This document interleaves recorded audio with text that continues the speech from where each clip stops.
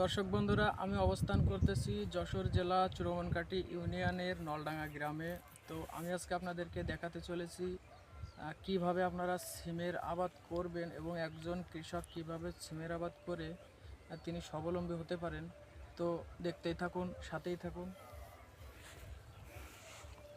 বন্ধুরা, এই যে দেখতে পাচ্ছেন, এটা একটা সিমের ক্ষেত।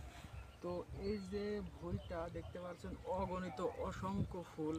তো এর পিছনে কিছু টিপস আছে কৃষকদের অবশ্যই, তো এই বিষয়ে আমি আপনাদেরকে আজকে বলবো।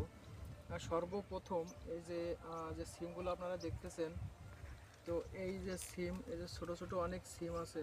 তো এখানে কিন্তু স্প্রের একটা গুরুত্বপূর্ণ বিষয় রয়েছে।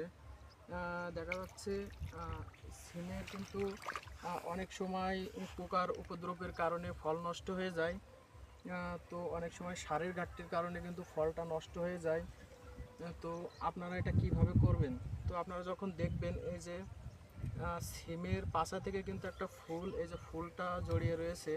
তো আপনারা সর্বপ্রথম যে কাজটা করবেন, সকালবেলায় ঘুম থেকে উঠবেন এবং নেওয়ার অবস্থায় বাগলো দিয়ে কিন্তু পুরো ভুঁইটা পরিষ্কার করে ঝেড়ে নেবেন।